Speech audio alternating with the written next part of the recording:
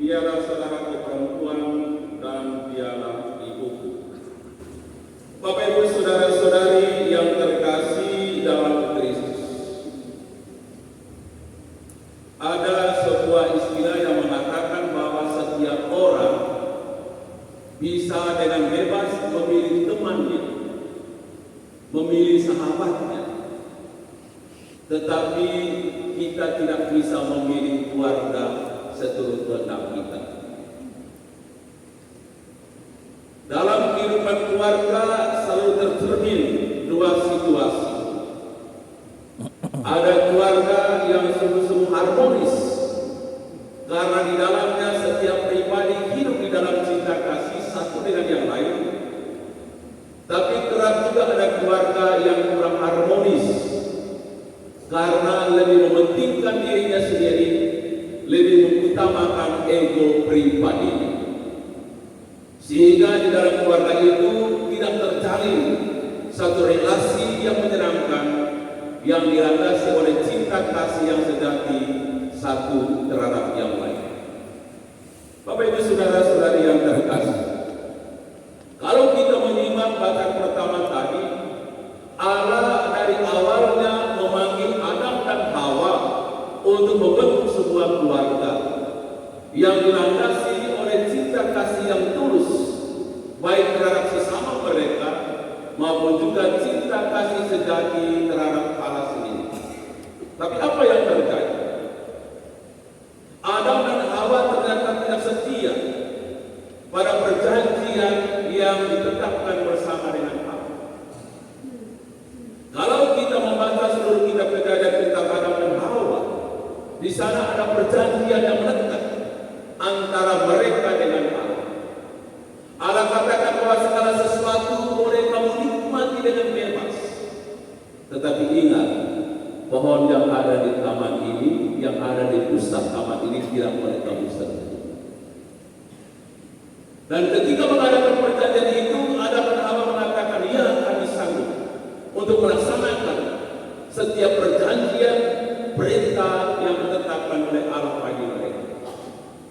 Tetapi namanya manusia yang penuh dengan kelemahan dan kekurangan, selalu ingin mencari tahu, ingin mencoba apa sebenarnya yang terjadi kalau kita melanggar janji perintah Allah ini.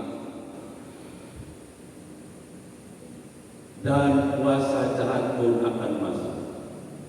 Ketika manusia berada dalam satu situasi bimbang dan ragu untuk tetap melaksanakan apa yang Tuhan perintahkan, saat itulah kuasa kegelapan akan masuk. Saat itulah kuasa kegelapan memakai diri kita untuk melaksanakan apa yang dikehendakinya, melawan kehendak Allah sendiri. Kuasa kejahatan datang disimbolkan oleh seekor ular. Ular katakan, Hawa, enak dua pohon di tengah itu.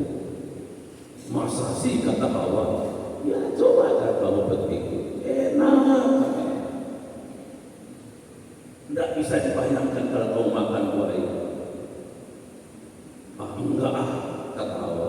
Tuhan larang kami jangan memetiknya. Tuhan itu kan tidak tahu yang kamu buat.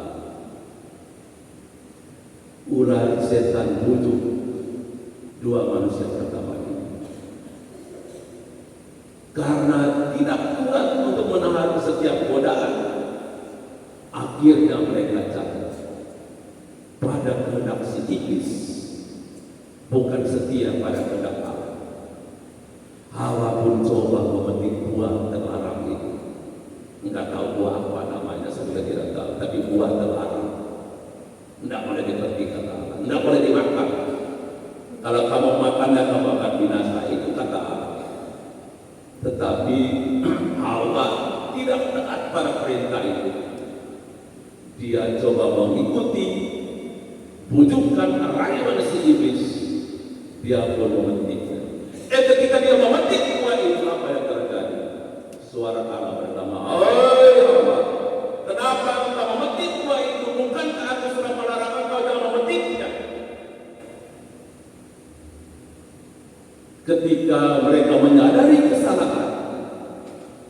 Mereka bukan mengaku diri sebagai pribadi yang telah melakukan kesalahan di hadapan Allah, tapi mereka coba melemparkan tanggung jawab kesalahan itu kepada orang lain. Adapun berkata begini, itulah Allah Hawa yang kau berikan kepadaku yang menyuruh aku memetiknya. Hawa bilang, saya, bukan saya. Itu ular yang suruh saya memetiknya. Kerap kita manusia ketika melakukan kesalahan, kita tidak menyadari kesalahan itu dan bertanggung jawab atas kesalahan itu. Tapi seringkali kita melemparkan kesalahan kepada orang lain. Dan ini yang terjadi dalam kehidupan kita. Bahkan juga dalam kehidupan keluarga. Ketika keluarga kita tidak berdalam keharmonisan, kerap kali kita saling melemparkan kesalahan. Bukan mengaku diri atas kesalahan yang kita lakukan dan memperbaiki kesalahan itu, tetapi kita justru mencari kambing hitam atas kesalahan, atas kekurangan yang kita lakukan. Dan akibat dari ketidaksetiaan yang dilakukan oleh Adam dan Hawa, mereka terlempar keluar dari suasana yang penuh dengan sukacita dan damai, dan mereka mengalami keterpurukan di dalam hidup. Ketika Adam dan Hawa melihat Allah, apa yang terjadi? Semua yang indah, semua yang bahagia, yang sudah damai sejahtera, tidak mereka pilih. Karena malu di hadapan Allah atas kesalahan dan dosa yang mereka lakukan, Adam dan Hawa pun menyembunyikan diri dalam keadaan tidak berpakaian. Tetapi dosa yang dilakukan oleh Adam dan Hawa, manusia pertama itu, mendatangkan rahmat dari Allah. Allah tidak membiarkan manusia hidup di dalam dosa. Allah tidak membiarkan manusia dikuasai oleh kejahatan. Karena itu Allah mengutus putra tunggalnya Sang Al-Masih itu untuk membebaskan manusia dari kuasa jahat dan dosa dan menganugerahkan keselamatan. Maka boleh dikatakan dosa manusia pertama itu adalah dosa yang mendatangkan rahmat, mendatangkan keselamatan dari Allah sendiri. Karena Allah sangat mencintai manusia dan tidak manusia dalam kebinasaan, maka Ia mengutus putranya untuk menyelamatkan manusia keluar dari kuasa kegelapan untuk hidup di dalam rahmat yang Allah sediakan.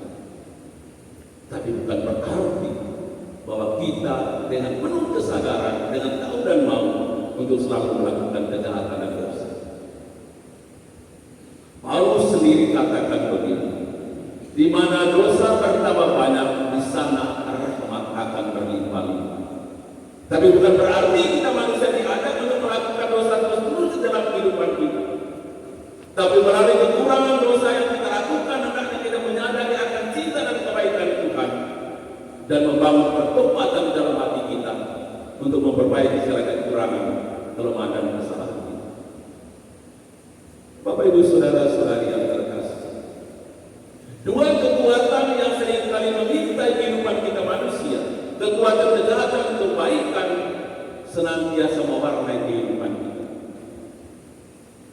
Dalam Injil sangat nyata ketika Tuhan melakukan kebaikan, menyembuhkan orang, membebaskan orang dari kerasukan setan, apa yang terjadi? Orang-orang berseberangan mengatakan bahwa dia memakai kuasa setan.